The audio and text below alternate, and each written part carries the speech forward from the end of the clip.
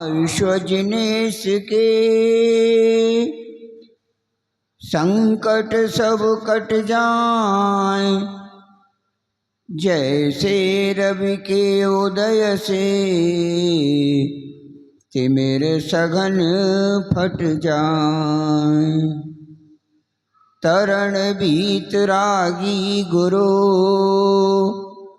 तारो मुझे ऋषीश, करुणा करो कर से दो आशीष, कर से दो आशीष। मूल नायक पार्श्वनाथ भगवान की, वर्तमान जिन शासन नायक भगवान महावीर स्वामी की, 24 तीर्थंकर भगवान की, द्वादशांग जिनवाणी माता की, दीक्षा गुरु तपाचार्य श्री प्रसन्न सागर महाराज की, उपाध्याय स्वामी मूर्त मुंशी पीयूष सागर महाराज की।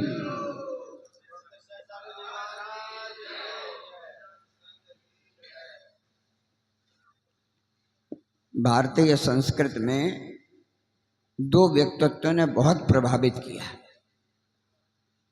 एक राम और एक कृष्ण। राम की जयंती अभी भगवान महावीर के साथ रामनवमी को मनाई।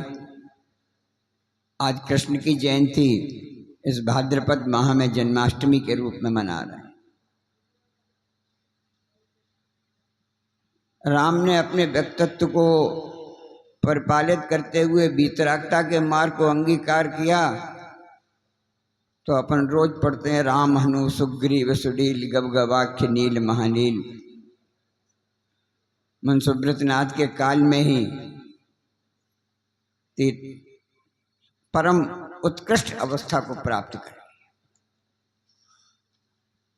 कृष्ण के जीव ने, जैसा अभी निगम सागर जी ने कहा, उसने भी तीर्थंकर प्रकृति का बंध किया और आगामी 24 में श्रेणिक की जहाँ श्रेणिक पहले तीर्थंकर बनेंगे तो वो भी उसी काल में तीर्थंकर बनेंगे। अभी संताप थोड़ा था इसलिए। लेकिन कृष्ण के समग्र व्यक्तित्व को देखने के लिए अब देखते हैं, कृष्ण के बहुत रूप दिखते हैं। राधा की दृष्टि से देखें तो कृष्ण का रूप बिल्कुल अलग है। सूरदास और मीरा की दृष्टि से देखें तो कृष्ण का रूप बिल्कुल अलग है। सुदामा की दृष्टि से देखें तो कृष्ण का रूप बिल्कुल अलग है। हरवंश पुराण की दृष्टि से देखें तो कृष्ण का रूप बिल्कुल अलग दिखता है। और महाभारत में अर्जुन के सारथी की दृष्टि से कृष्ण का देखें तो कृष्ण का रूप बिल्कुल अलग दिखता है। इसलिए कृष्ण को समझने के लिए उनके समग्र रूप को समझने की आवश्यकता है। अन्य सनातन परंपरा में कृष्ण सुदामा का बहुत अच्छा दृष्टांत मिलता है। सुदामा बेचारे बहुत गरीब, एक झोंपड़ी, टूटी फूटी झोंपड़ी में रहते थे। जैसे तैसे जीवन, बहुत संतोषी वृत्ति के साथ जीवन व्यतीत कर रहे थे। परिग्रह नहीं था, वैभव नहीं था, लेकिन सुदामा संतोषी बहुत थे। एक दिन सुदामा की पत्नी ने उनसे कहा, तुम इतना कहते हो कृष्ण मेरे सखा हैं, मेरे मित्र हैं, मेरे बचपन के साथ हम लोग साथ खेले, और कृष्ण सबको सब दे रहे हैं, तुम भी कुछ कृष्ण से क्यों नहीं ले आते जाके। एक दो बार तो सुदामा ने इग्नोर कर दिया, ठीक है अपना जीवन चल रहा है, काय को चक्कर में पड़ो। लेकिन जब बार बार सुदामा की पत्नी ने कहा तो सुदामा को कृष्ण के पास जाना पड़ा। फटी मैली कुचैली सी धोती, पैर में चप्पल नहीं, नंगे पैर, बिखरे बाल। कृष्ण के महल के सामने पहुंच तो गए, लेकिन द्वारपाल ने अंदर जाने नहीं दिया। उसने कहा तुम एक बार खबर तो भेजो, तुम जैसे तो निरे आते रहते हैं, जाओ जाओ। काफी प्रतीक्षा कर, नहीं माना। तुम एक बार कह दो तुम्हारा बाल सखा आया है, बस केवल इतना कह देना। द्वारपाल गया, ये कहा कि तुम्हारा बाल सखा आया है। उस द्वारपाल को इतना आश्चर्य हुआ कि कृष्ण बाल सखा का नाम सुनते ही दौड़ते दौड़ते बाहर आ गए दरबारी, और आकर उस फटे मैले कुचैले कपड़े वाले को अपने सीने से चिपका लिया। ये है कृष्ण की और सुदामा की मित्रता। अलग अलग रहो तो फर्क नहीं दिखता। अभी हम बैठे बैठे सोच रहे थे, इस छोटे से हॉल में पूरा भारत दिख रहा है, पूरा भारत। यूपी के हैं, एमपी के हैं, राजस्थान के हैं, आसाम के हैं, कर्नाटक के हैं, तमिलनाडु के हैं, जिधर पूरा भारत इस छोटे से हॉल में समाया है। अभी उपाध्याय श्री कह रहे थे प्रेम का रंग, चाहे प्रेम का रंग कह लो, चाहे भक्ति का रंग कह लो, जैसे माला के 108 दानों को एक धागा एकत्रित कर देता है, ये प्रसन्न सागर के प्रति भक्ति और प्रेम हम सबको एक माला के रूप में इकट्ठा बांध कर रखता है। इनके हाथों की शक्ति कुछ ऐसी है, कुम्हार मिट्टी को छूता है तो गागर बना देता है। कुम्हार मिट्टी को छूता है तो गागर बना देता है, शिल्पकार पाषाण को छूता है तो मूर्ति बना देता है। मेहनत तो बहुत करनी पड़ती है। कुम्हार मिट्टी को छूता है तो गागर बना देता है, शिल्पकार पाषाण को छूता है तो मूर्ति बना देता है। पर इनके हाथों में तो ताकत ही है अजब यारों, पर इनके हाथों में तो ताकत ही अजब यारों, जिसके सिर पर रखते हैं उस भोगी को भी योगी बना देता है। ये सब जितनी कलाकृतियां बैठी हैं ना, एक पिकासो नाम का पेंटिंग हुई, उसकी पेंटिंग अरबों लाखों के डॉलरों में बिकती थी। कैनवास वही था, रंग भी वही थे, ब्रश भी वही था, लेकिन उस पर नाम लिख जाए पिकासो, उस पेंटिंग का मूल्य अलग हो जाता था। ये हम सब भी कैनवास तो वही थे, लेकिन इनके हाथों के ब्रश ने कुछ ऐसा समारा कि अंतर मना का लेबल लग गया, तो हम लोगों की भी जिंदगी बदल गई। कृष्ण ने सुदामा को लगा लिया गले, अपने साथ ले गए। सब द्वारपाल देख रहे थे, क्या बात है, कैसे आए? कुछ नहीं कुछ नहीं, अभी अब आते जाते कैसे कहते कि ये चाहिए, ठीक रहो, कपड़े बदलवाए, नहला, भोजन कराओ, सब प्रेम से खाओ। 2-3 दिन रात भर निकल गई। अब सोचे कैसे कहें, इनसे कहें कैसे कि हम किस लिए आए। 1 दिन 2 दिन 3 दिन निकल गया, सुदामा की हिम्मत नहीं पड़ी कहने की। भक्त को भगवान से कहना नहीं चाहिए। भक्त के हृदय में अपने भगवान के प्रति इतनी भक्ति और समर्पण होना चाहिए कि बिना भक्त के कहे ही भगवान उसकी बात समझ जाए कि है क्या तुम्हारे में। सुदामा भी 1 हफ्ता निकल गया, लेकिन सुदामा कह नहीं पाया अपने मन की। आपकी भक्ति में भी इतनी कमी है, आप तो 2 मिनट के लिए मंदिर आते हो तो भगवान के गुण नहीं गाते। भगवान कचहरी जा रहे, मुकदमा जिता देना, बेटी की शादी होने वाली है, अच्छे से शादी हो जाए। कभी भगवान के प्रति अपने की भक्ति समर्पित की नहीं। जब आते हो तो कोई ना कोई डिमांड लेटर तैयार, भगवान ये चाहिए ये चाहिए ये चाहिए, एप्लीकेशन हमेशा तैयार है। सुदामा ने कोई एप्लीकेशन नहीं लगाई। 1 हफ्ता निकल गया। कृष्ण बोले कब घर जाना है? सामान से खड़ा रहा। कुछ कहना चाहते हो? नहीं नहीं, कुछ नहीं कहना चाहते। ठीक है, कृष्ण ने विदा कर दिया। रास्ते में सोच रहा था 1 हफ्ता भी निकल गया, अब जाऊंगी, पत्नी कहेगी क्या, क्या लेके आए। बड़ा उदास उदास सा मन से जा रहा था। अपने नगर में पहुंच गया। गली में देखी, जहाँ झोंपड़ी थी वहाँ झोंपड़ी थी ही नहीं। थी तो झोंपड़ी यहीं रहते थे, सड़क भूले थो रही है, वही सड़क है, वही नगर है, वही गली है, सब कुछ है, लेकिन झोंपड़ी तो है ही नहीं। इधर भी नहीं, उधर भी नहीं, किधर भी नहीं। जहाँ झोंपड़ी थी वहाँ एक ऊंचा लंबा चौड़ा महल बना हुआ था, बहुत अच्छा महल। उसने पड़ोसी से पूछा, यहाँ एक झोंपड़ी सी रहती थी, वो झोंपड़ी में एक सुदामा रहता था, वो झोंपड़ी कहाँ चली गई? बोले झोंपड़ी यहीं रहती, लेकिन झोंपड़ी के स्थान पर पिछले 1 हफ्ते में महल बन के तैयार हो गया। और जब उसे पता लगा कोई आया तो उसकी पत्नी निकल के आई, अरे तुम तो बाद में आए, तुम्हारे बाल सखा ने तो सब कुछ पहले ही दे दिया, पहले ही। बस अपनी भक्ति ऐसी करो, अपना समर्पण गुरु के प्रति, भगवान के प्रति ऐसा करो, कभी मांगने की जरूरत नहीं, अपने को उसके योग्य बनाने की आवश्यकता है। और ये योग्यता आती है अपने परिणामों के साथ। दो द्रव्य हैं, जीव द्रव्य और पुद्गल द्रव्य। द्रव्य संग्रह में तो नेमचंद्र स्वामी ने जीव और अजीब कह दिया है। जीवम अजीबम दब्बम जणवर वसेण जण रिद्धिठम। संसार में दो ही द्रव्य हैं, जीव द्रव्य, अजीब द्रव्य। अजीब द्रव्य को बाद में कह दिया पुद्गल, धर्म, अधर्म, आकाश और काल। एक तरफ जीव, एक तरफ पांच।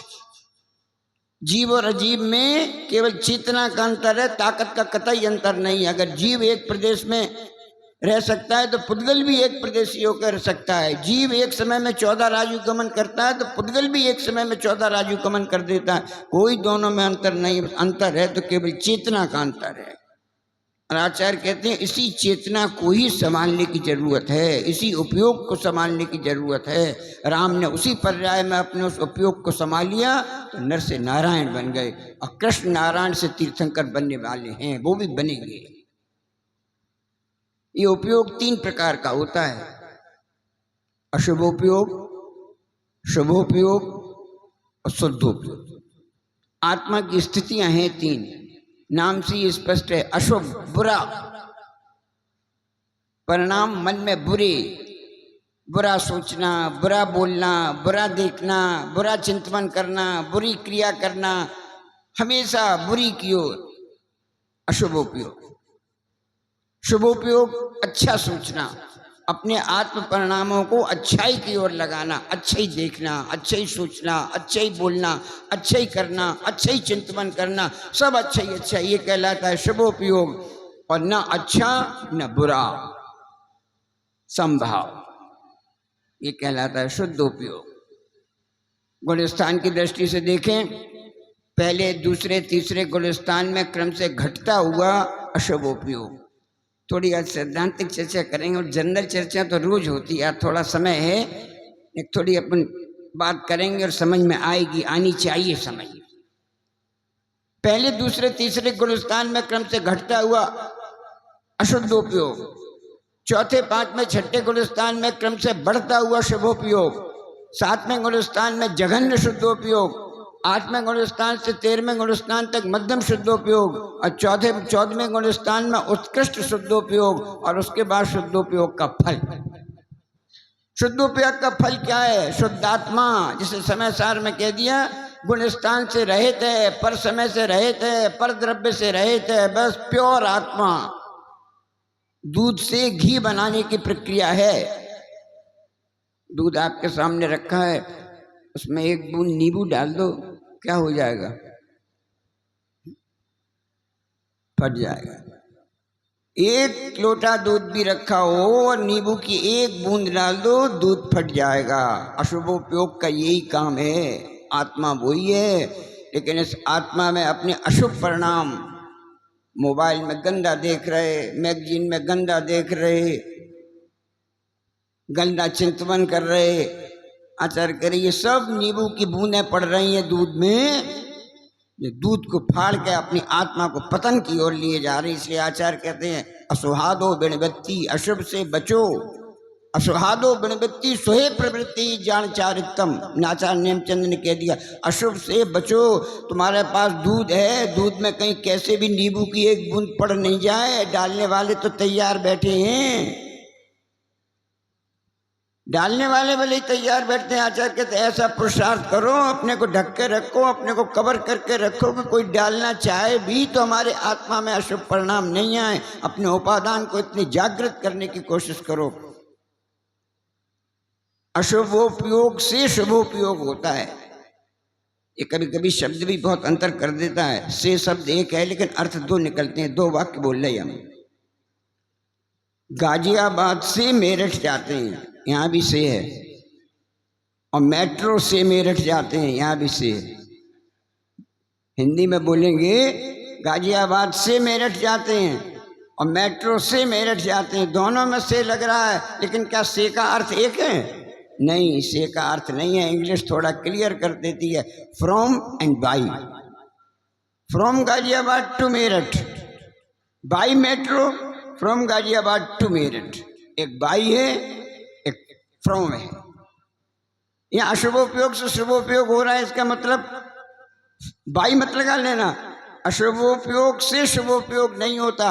फ्रॉम का दिया बात तो मेरे जीव अशुभोपयोग से शुभोपयोग में जाता है, अशुभोपयोग को छोड़ता है तो शुभोपयोग में जाता है। आचार्य कह रहे अगर शुभोपयोगी बनना है, सम्यक दृष्टि बनना है, पंचम गुणस्थान अणुव्रति बनना है, छठम गुणस्थान महाव्रति बनना है, अशुभोपयोग को छोड़ो। गांधी जी के बंदर बन जाओ, बुरा मत बोलो, बुरा मत देखो, बुरा मत सुनो। और अपने को तो भी यही इसी में ही सबसे ज़्यादा मज़ा आ रहा, बुरा देखने में मज़ा आ रहा। कहीं लड़ाई हो रही हो, बाइक गाड़ी रोक के क्या हो रहा है, बुरा देखने अच्छा हो रहा था। महाराज जा रहे हैं तो नहीं, हाँ ठीक है, हाथ जोड़ लिए, चलो आगे चलो। महाराज को देखने के लिए गाड़ी नहीं रुकती हो, कहीं कोई गाली दे रहा हो, एक हाथ मार रहा हो, बाइक खड़ी कर लो किनारे, जरा देखो तो। भगवान को देखने में इतना अच्छा, ईमानदारी से सोचना, आप 24 घंटे में देवशास्त्र गुरु को ज्यादा देखते हो कि मोबाइल की स्क्रीन ज्यादा देखते हो? अपनी चिंतन करना। हम कोई डिसीजन नहीं दे रहे, हम कह भी नहीं रहे। आप सोचना 24 घंटे में हम देव को, शास्त्र को, गुरु को कितनी देर देखते हैं और मोबाइल को कितनी देर देखते हैं? आत्मद्रव्य के तो अभी देखने की बात ही नहीं है। कितनी कहाँ फुर्सत है महाराज कि हम आत्मा के चिंतन करें, अभी तो पर द्रव्यों से ही आसक्ति नहीं छूट रही। आचार्य कह रहे हैं बस इसी को पंडित को करना है। अगर इतनी आसक्ति लगी है पर द्रव्यों में, कहीं कल्याण होने वाला नहीं। सातवें गुणस्थान में जघन्य शुद्धोपयोग नहीं, जिसे हम रोज पढ़ते हैं, जीवे मरणे लाभ, जीव में मरण में, लाभ में हानि में, यश में अपयश में, सब परिणामों में समता की स्थिति, बस कुछ नहीं। ये मार्ग जो है हम लोगों का, ये इसी स्थिति को प्राप्त करने का साधन करता है। सुशील यहाँ आ जाओ, सहज बन के सब कुछ सहना है, सब कुछ सहना है। अभी माता जी कह रही थी ना, ऐसा कर देते तो जीवन बदल जाता है, ऐसा एक बात से जीवन बदल जाता है। इनकी तो एक लाइन ने हमारा जीवन बदल दिया, एक लाइन ने केवल है, एक लाइन। हम तो सोचते हैं कभी इनके हाथों में ताकत कितनी है, पेन तो वही जा, लेकिन इनके हाथों के, इनके उपयोग की ताकत देखो। कर एक लाइन इनने कागज पर बिना बोले ही कागज पर पकड़ा दिया। इनकी एक लाइन ने कितनी हाथों में ताकत रही होगी कि एक लाइन ने भोगी को योगी के मार्ग पर लगा दिया। इनके हाथों की ताकत तो देखो, ताकत तो इनके पास वही है, लेकिन आपको अपने भावों को परिवर्तित करने की जरूरत है। और यही परिवर्तन शास्त्र की भाषा में कहलाता है अशुभोपयोग से शुभोपयोग की ओर गमन। हम बुरा छोड़ें, अच्छी। अभी अपना जीवन वास्तव में 24 घंटे में लगाओ, 23 घंटे अशुभोपयोग है। बस इसे ही बदलना पड़ेगा, इसे ही बदलना पड़ेगा, इसे ही परिवर्तन करना पड़ेगा। छठे सातवें में जाएंगे, थोड़ी बात समझ में कठिन लग रही होगी। नक्सी 3 चीजें हैं, जहर, पॉइजन, विष, दूध और अमृत। 3 चीजें हैं, जहर, दूध और अमृत। सबसे बढ़िया क्या है इसमें? 3 चीजों में सबसे बढ़िया क्या है? अमृत है। तीनों उपयोगों में सबसे बढ़िया कौन है? शुद्धोपयोग अमृत है, उसी से ही मोक्ष आने वाला है। लेकिन कहीं अमृत मिलता? हमारे मैनपुरी में तो मिलता नहीं था, तो तलाश में आ गए, चलो गाजियाबाद में मिल जाए, तलाशते फिर रहे 2.5 साल से, कहीं अमृत मिल जाए, चलो कुंजवन में मिल जाए, कुलचारम में मिल जाए, शिखर जी में मिल जाए, कहीं मिल जाए। अमृत मिलता ही नहीं कहीं। आजकल अमृत नहीं है, शुद्धोपयोग नहीं है। अब अमृत नहीं है तो 2 चीजें बची अपने पास, जहर बचा और दूध बचा। क्या पियोगे? क्या पियोगे? अरे बोलो ना, क्या पियोगे? दूध। बस आचार्य यही कह रहे, अमृत नहीं मिलता, जहर कोई नहीं पीना चाहता, सब दूध पीना चाहते हैं। आज कल शुद्धोपयोग नहीं होता, कोई चिंता की बात नहीं, नहीं होता तो कोई बात नहीं। जब तक शुद्धोपयोग नहीं मिलता तब तक दूध रूपी शुभोपयोग को पी लो, लेकिन जहर रूपी अशुभोपयोग को मत पियो। अपनी तो आदत ही है, जो बुरा चाहिए, अच्छी माँ के हाथ खाने की चीजें अच्छी नहीं लगती। पहले कोई घर में आता था, हम छोटे थे, कोई रिश्तेदार आए तो बहुत खुश होते थे, क्यों, आज शाम को बढ़िया पूड़ी और सब्जी खाने को मिलेगी। रिश्तेदार आए, रोज तो मिलती नहीं थी, आज तो बढ़िया। और अब कोई रिश्तेदार आए, अब तो पहले से खबर आ जाती है, उस ट्रेन से आ रहे हैं, फौरन आदमी सोचता है उस ट्रेन से आएंगे तो कौन से रेस्टोरेंट में खाने चलना है, कौन से होटल में सीट बुक करानी है। अब घर की नहीं खिलाता, वहाँ पहुँचता है। शुद्ध खाने का मन नहीं करता, गंदा खाने को मन, गंदे स्थान पर गंदा खाने को मन करता है। अभी आपने कल परसों में एक वीडियो देखा होगा, मुझे तो सुनकर इतना ताज्जुब हुआ।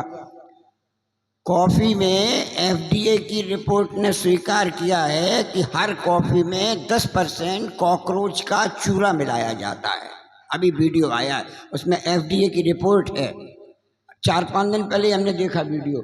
हर कॉफ़ी में, चाहे नेस्कैफे की हो चाहे कोई हो, 10% कॉकरोच को सुखाकर उनका चूरा मिलाया जाता है, जिसे सुशील ने बहुत पिया है।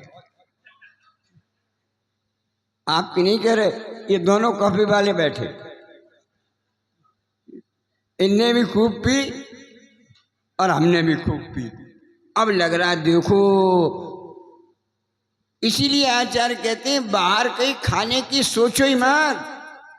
बाहर खाना तो दूर, आचार्य कहते हैं सोचो ही मत। माँ के हाथ से बढ़िया खाना कोई नहीं होता, पत्नी के बढ़िया के हाथ से खाना कोई नहीं होता, बहन के हाथ से बढ़िया खाना कोई नहीं होता, और बेटी भी बड़ी हो जाए तो उससे बढ़िया खाना कोई नहीं होता। जब भी खाओ इन चार के हाथ का खाओ। जैसा खावे अन्न वैसा होवे मन, और जैसा पीवे पानी तैसी होवे वाणी। आज जो कुछ चेंज आया है ना, ये चेंज जब से आया तब से रेस्टोरेंट बहुत खुल गए, जब से होटल बहुत खुल गए। जब से तब तक 25-30 साल 40 साल पहले इतने होटल रेस्टोरेंट नहीं थे, तो बात जल्दी समझ में आती थी। अब उस रेस्टोरेंट का खाने का टेस्ट दिमाग में इतना चढ़ गया है कि सहज सागर की बात समझ में आती नहीं जल्दी। तो दूध अमृत नहीं है तो सब दूध पीना चाहते हैं, मिट्टी का तेल कोई नहीं पीना चाहता, जहर कोई नहीं पीना चाहता। ऐसी आचार्य कह रहे हैं जब तक शुद्धोपयोग नहीं है तब तक कोई चिंता की बात नहीं, तुम अपने परिणामों को संभाले रहो, अशुभोपयोग मत पियो, शुभोपयोग रूपी रूप पियो। इष्टोपदेश में पूज्यपाद स्वामी ने बहुत अच्छा लिखा। कहाँ जाना चाहते हो अगले भव में? मर के कहीं ना कहीं जाना तो है, ये तो निश्चित है कहीं ना कहीं जाना है। कहाँ जाना चाहते हो? सामने वाले ने कहा स्वर्ग, किसी ने नहीं कहा नरक जाना चाहते। 10 लोगों से पूछा, सबने कह दिया स्वर्ग जाना चाहते हैं। पूज्यपाद ने कहा काम क्या कर रहे हो, टिकट कहाँ का खरीद रहे हो? जाना तो स्वर्ग है और टिकट खरीद रहे हो नीचे जाने वाला। आचरण वो कर रहे हो जो नीचे ले जाएगा, बोल वो रहे हो जो नीचे ले जाएगा, सोच वो रहे हो जो नीचे ले जाएगा। आचार्य कह रहे शब्दों से बचने वाला नहीं है, टिकट जहाँ का खरीद रहे हो जाना तो वहीं पड़ेगा। इसलिए आचार्य कह रहे जीवन में जो 10, 20, 50 जिसकी आयु के हिसाब से जितना विरीत रह गया, पूज्यपाद स्वामी इष्टोपदेश में लिख रहे इतने साल कष्ट उठा लो। हम तो यही सोच के आ गए सहज सागर, कोरोना से बच गए। अब कितनी जिंदगी है, ज्यादा जिंदगी नहीं है। इसलिए इस जिंदगी में 5, 6, 7, 1 साल 1 दिन जो कुछ है कष्ट उठा लो। कष्ट सहने का ही नाम मुनि मार गए और कुछ नहीं है। यहाँ कोई लाल नहीं मिल रहे, यहाँ कोई खाने को नहीं मिल रहा, यहाँ कोई डंडप का गद्दा नहीं मिल रहा, यहाँ तो केवल सेना सेना और सेना। कोई कुछ चाहता काम ही नहीं है। खाओ, खाने में तुस हो, सोने में तुस हो, बोलने में तुस हो, सुनने में तुस हो। बस जितना सह लोगे उतने ही ऊपर उठ जाओगे, उतने ही ऊपर उठ जाओगे। आचार्य कह रहे हाँ, दूध में नींबू की बूंद नहीं, दूध में बूरा डालो। दूध में केसर डालो तो दूध की कीमत बढ़ जाएगी। आचार्य कह रहे हैं इस आत्मा में शुभोपयोग, अच्छी चीज़ों की केसर मिलाओ, अच्छी चीज़ों का बूरा मिलाओ, आत्मा और सुगंधित हो जाएगी। इसमें व्रतों का बूरा डालो, इसमें सम्यक्त की चाशनी डालो, इसमें केसर रूपी सुगंध डालो, देखो इस आत्मा की कीमत कितनी बढ़िया बढ़ जाए। बंधन तो बंधन है, दोनों ही बंधन है। एक ने प्रश्न कर दिया, है तो दोनों ही बेड़ी, एक लोहे की बेड़ी और सोने की बेड़ी, समय सार का। हम थोड़ी कह रहे हैं, आचार्य कुंद कुंद ने लिखा है तो दोनों ही बेड़ी, शुभोपयोग भी बेड़ी है और शुद्धोपयोग भी बेड़ी है। एक गाथा तो पढ़ ली, थोड़ा आगे पन्ने और पलटो, उन्हीं कुंद कुंद ने उसी समय सार में लिखा, अगर लोया जग पानी में पड़ जाए, कीचड़ में पड़ जाए, और सोने का टुकड़ा कीचड़ में पड़ जाए, एक्शन एक सा होगा कि अलग होगा? अलग होगा। कुंद कुंद ने भी यही लिखा, अगर लोहा कीचड़ में पड़ जाए तो उसमें जंग लग जाती है, और सोना कीचड़ में पड़ जाए तो गंदा तो होता है लेकिन जंग नहीं लगती। जरा सा पानी डालो धुल के साफ हो जाता है, लेकिन अगर लोहे में जंग लग गई तो ये पारस पत्थर भी उसे सोना नहीं बना सकता। इसलिए आचार्य कहते हैं अपनी आत्मा को कीचड़ में यानी पापों में लिप्त मत करो। यहाँ 30-40 साल का कष्ट उठा लोगे तो निश्चित रूप से देवगति मिलेगी उन व्रतों के कारण, और उन व्रतों के कारण तुम्हारी पल्लियों और सागरों की आयु कहाँ जाएगी? तीर्थंकरों के दर्शन में, नंदीश्वर की वंदना में, पंचमेर बच्चे पूजा करने में, भगवान के दर्शन समूह में सुनने में, इनमें जीवन व्यतीत करके अपना जीवन सुधार सकते हो।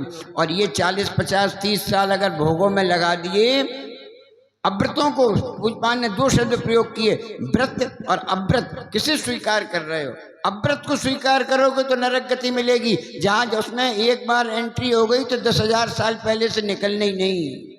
अब पूज्यपाद स्वामी प्रश्न कर रहे, 10,000 साल के दुख भोगना है कि पल्लियों के सुख भोगना है? सबका उत्तर यही है, पल्लियों के सुख भोगना है। तो पूज्यपाद कहते हैं अव्रत को छोड़कर व्रत में लग जाओ, अशुभ उपयोग को छोड़कर शुभ उपयोग में लग जाओ।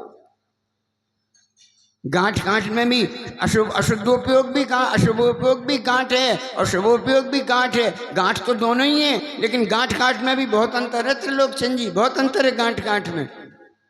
एक बार छोटे थे, सुसु आई बहुत जोर से, निकली जा रही जल्दी से जल्दी के चक्कर में क्या हुआ, वो गांठ तो खुली नहीं, 1.5 गांठ के बजाय 2 गांठ और लग गई। अब सुसु तो निकली जा रही, गांठ खुल नहीं रही। मम्मी माताजी माताजी माताजी, सुसु निकल रही, कब वो गांठ खुली नहीं रही। मम्मी ने भी कोशिश की, नहीं खुली। बगल में कैंची रखी थी, उठाई, हाँ चैन। बंधन कष्टकारी है, लेकिन एक बंधन ऐसा जिसे काटने के लिए कैंची उठानी पड़ती है, और एक बंधन कल सुबह और देखा होगा, लाल किले पे मोदी जी खड़े थे, वो झंडे में भी बंधन लगा था, उसमें भी गांठ थी, पजामे में भी गांठ थी और उस झंडे में भी गांठ थी। पजामे की गांठ को काटने के लिए कैंची की जरूरत पड़ती है, और झंडे की गांठ को काटने के लिए कैंची की जरूरत नहीं पड़ती। जरा सा झटका है, कोई जोर से भी नहीं, नेक डोरी पकड़ाई, जरा सा झटका दिया, ऊपर से फूल पुष्पों की वर्षा हो गई। आचार्य भी यही कहते हैं, ये शुभोपयोग की गांठ अशुभोपयोग जैसी कैंची से काटने वाली नहीं है। ये शुभोपयोग की गांठ तो झंडे की तरह है, जरा सा निर्विकल्प समाधि का झटका दो और सिद्ध सरा से पुष्पों की वर्षा ऊपर हो जाएगी। इसलिए सारे बंधनों को एक समझ समझना, सारे उपयोगों को एक समझ समझना। एक क्रम है, अशुभोपयोग, शुभोपयोग, शुद्धोपयोग। ये बात सही है कि आज 7वें गुणस्थान से ऊपर नहीं होता। शांत सागर महाराज के अपने उसमें लिखा है, चारे चक्रवर्ती में, एक व्यक्ति आया, ने पूछा क्या है? आम का पेड़ है। शांत सागर जी कहा, हमें तो लग नहीं रहा आम का पेड़ है, इस पर एक भी, इतने बड़े पेड़ में एक भी आम नहीं दिख रहा।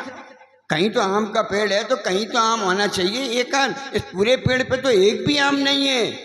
अरे महाराज, आप इतना भी नहीं समझते, आजकल आम का मौसम थोड़ा ही है। जब आम का मौसम आएगा तब इस पे आम लगेंगे। शांत सागर जी ने कहा बिल्कुल यही बात है, आजकल शुद्धोपयोग का मौसम नहीं है, जब शुद्धोपयोग का मौसम चौथा काल आएगा तो इसी पेड़ पे ही लगेंगे। आज हमें मुक्ति नहीं होती हो, कोई चिंता की बात नहीं, लेकिन जब भी जीव को मुक्ति होगी तो इसी मुद्रा से ही मुक्ति होगी, बस और कुछ नहीं, इसी मुद्रा से ही मुक्ति होगी। और हम ये जितने बैठे हैं ये आचार्य श्री की इसी बात को सुन के यहाँ आ गए, बेटा जब भी मुक्ति होगी तो इसी मुद्रा से ही मुक्ति होगी। बिल्कुल गुरु के ऊपर दृढ़ श्रद्धा, जिनवाणी के ऊपर दृढ़ श्रद्धा, भगवान के ऊपर दृढ़ श्रद्धा। जब भी मुक्ति होगी, जब भी संसार पार होगा, जब भी कल्याण होगा, होगा इसी मुद्रा से। इसके अलावा कोई दूसरी मुद्रा ऐसी नहीं है जो संसार के कष्टों से आपको मिटा सके। जिनके समझ में आ जाती है उनका स्थान बदल जाता है। 2-3 साल पहले सब आपकी तरह नीचे बैठते थे, आपकी तरह कपड़े पहनते थे, आपकी तरह खाना खाते थे, आपसे ज़्यादा और हम तो खाते थे। यहाँ तो ऐसे बैठे हैं बत्ते सुब्बास, प्रमिला जी, रेणु जी, रमिला जी, बताओ, नंदीश्वर व्रत के उपवास साधना जी, कविता जी घर में रह के ही कर रही हैं, वरुण जी घर में रह के कर रहे, सुनील जी यहाँ आके कर रहे। आपके बीच इन जरा दृष्टि खोल के देखो, हमें मत देखो हम ये कर रहे हैं, आप तो अपने अगल वाले को देखो कि आपका बगल वाला बैठा हुआ कैसा खा रहा। आपके बगल वाला आपके पीछे बगल में बैठा है, संकल्प लिए हम 32 दिन तक खाएंगे ही नहीं, और आपसे कहते हैं 16 कारण के लिए नियम ले लो, 1 महीने का भादों का कि रात में नहीं खाना। महाराज ऐसा कैसे हो सकता है, ऐसा कैसे हो सकता है। अभी राष्ट्रपति को यहाँ बुलाओ किसी कार्यक्रम के लिए, 1 महीने पहले से प्रोटोकॉल, कौन आ रहा है, कौन जा रहा है, बगल में किसका मकान है, कहाँ से फायर हो सकता है, कहाँ वीक पॉइंट है, कहाँ दृढ़ पॉइंट है, वो तो आएंगे महीने भर बाद। महीने भर पहले पूरी सेटिंग, कहाँ रुकेंगे, कहाँ बैठेंगे, कहाँ नाश्ता करेंगे, पानी कहाँ से आएगा, कौन लाएगा, कितनी मैनेजमेंट। आचार्य कहते हैं राष्ट्रपति आ रहा है भाद्रपद शुक्ला पंचमी को। कौन आ रहा है? पर्वों का राजा। अरे वो देश के राजा, वो पर्वों का राजा है तो राष्ट्रपति। भाद्रपद शुक्ला पंचमी को राष्ट्रपति आ रहा है, आएगा ही, वो तो डेट फिक्स है, प्रोग्राम बन गया, प्रोटोकॉल बन गया। अब उसकी तैयारी राष्ट्रपति की तरह पहले से होगी कि नहीं होगी? जिनने ये अपनी परिणति बदल ली, ये पर्यूषण का स्वागत करने के लिए तैयार हैं। अरे महाराज भाद्रपद शुक्ला पंचमी आएगी तब चतुर्थी को सोचेंगे। अभी गाड़ी एकदम रिवर्स गियर में नहीं जाती। आप 120 किलोमीटर के हिसाब से हाईवे पे अपनी गाड़ी दौड़ा रहे हो और आपको ये लगे जरा किसी कारण से मैं रिवर्स गियर डालना है, अगर 120 की स्पीड में रिवर्स गियर डाल दी आफत हो जाएगी। रिवर्स गियर डालने के लिए 120 से 10 किलोमीटर पर स्पीड लानी पड़ती है, वो भी सडन नहीं। अगर सडन में ब्रेक लगा दिया तो अभी सिर शीशे से फूट के टकराएगा। Gradually down, 160, 140, 120, 100 gradually. आचार्य कहते हैं जो हमने तुम्हें 20 दिन का समय दिया, भाद्रपद कृष्णा एकम से लेके भाद्रपद शुक्ला चतुर्थी तक काम तुम्हें 20 दिन का समय दे रहे हैं। जो साल भर से तुम्हारी विषयों में स्पीड थी, भोगों में स्पीड थी, खाने पीने में स्पीड थी, अशुभ काम में स्पीड थी, ग्रेजुअली डाउन लो, थोड़ी स्पीड कम कर दो, थोड़ी स्पीड कम कर दो। Safety first, speed afterward. सड़क पर आपने लगा हुआ बोर्ड देखा होगा, safety first, speed afterwards. आचार्य भी यही कहते, अपनी आत्मा की सुरक्षा करो, स्पीड नहीं। भोगों में ज़्यादा स्पीड रखोगे तो काम नहीं चलेगा, विषयों में ज़्यादा स्पीड रखोगे तो काम नहीं चलेगा, खाने पीने की स्पीड ज़्यादा रखोगे तो काम नहीं चलेगा। पहले अपनी आत्मा की सेफ्टी करो। आत्मा की सेफ्टी के साथ जो खाया जा सके, आत्मा की सेफ्टी के साथ जो पिया जा सके, आत्मा की सेफ्टी के साथ जो सोचा जा सके। आचार्य कह रहे हैं इन 20 दिनों में, उसमें भी 8 दिन तो निकल ही गए। अब तो बिल्कुल पॉल्यूशन दिखने लगा, अब तो आ रहा है, आ रहा है, बस थोड़ी प्रतीक्षा रह गई। जैसे किसी को एयरपोर्ट लेने जाते हैं ना, तो बाहर गेट पर खड़े रहते हैं, टाइम, हाँ प्लेन लैंड तो कर गया, बस अब वो निकलने ही वाला है, उसके टैची निकल गया, सोई लेके आने वाला है। ऐसे आचार करे तो पर्यूषण बिल्कुल निकट आने वाला है, उसके प्रतीक्षा में खड़े हो जाओ। जैसे किसी की प्रतीक्षा के लिए एक फूलों का बुके लेके जाते हो, हाँ यूएसए से बेटा लौट के आ रहा है, एक माला भी चाहिए उसके लिए, एक बुके भी चाहिए, तिलक भी करने के लिए चाहिए। आचार्य कहते हैं ऐसे ही पर्यूषण बिल्कुल आने वाला है, उस पर्यूषण के स्वागत के लिए अपने मन को तैयार कर लो। अगर प्री प्लानिंग होगी तो सेरेमनी अच्छी होगी, और प्री प्लानिंग नहीं होगी तो रुपया तो बहुत खर्च होगा लेकिन सेरेमनी अच्छी नहीं होगी। समय हो रहा है, इशारा किया आपको कि अब 10-12 दिनों में प्री प्लानिंग कर लो। इस साल का पर्यूषण कुछ अलग होना चाहिए। हर साल जैसा पर्यूषण नहीं होना चाहिए, हर क्षेत्र जैसा पर्यूषण नहीं होना चाहिए, हर संघ जैसा पर्यूषण नहीं होना चाहिए। ये पर्यूषण तो ऐसा है जो विश्व के सर्वश्रेष्ठ तपस्वी के सानिध्य में मिलाने का अवसर मिल रहा है। विश्व के सर्वश्रेष्ठ तपस्वी के सामने ये अवसर ऐसा है जहाँ 16 तपस्वी आपके सामने बैठे हैं, और हम नहीं बैठे, आपके गृहस्थों में ऐसे तपस्वी बैठे हैं। उनके सानिध्य में बैठकर अपने जीवन को परिवर्तित करने का अवसर है। और अगर एक बार, अंतिम बात के बाद समाप्त करता हूँ, एक घर में नोटों के बहुत बंडल भरे हों, जैसे कन्नौज में कई साल पहले पकड़े गए थे, उसे जलाने के लिए कितनी दिया सलाई चाहिए? एक तीली डाल दो, करोड़ों के नोट भी जल के भस्म हो जाएंगे। इस आत्मा के पास करोड़ों की संपत्ति है, एक पाप की तीली डाल दो, अष्टकर्म विध्वंसनाय धूपम निर्पामिति स्वाहा, देर नहीं लगेगी, सारे वो नोट भस्म हो जाएंगे। और इस आत्मा में ऐसी भी शक्ति है, आम की बात कर रहे थे, एक गुठली बो दो आम की, कितनी गुठली? एक गुठली। वहाँ एक तीली पड़ रही थी, यहाँ एक गुठली बो रहे थे।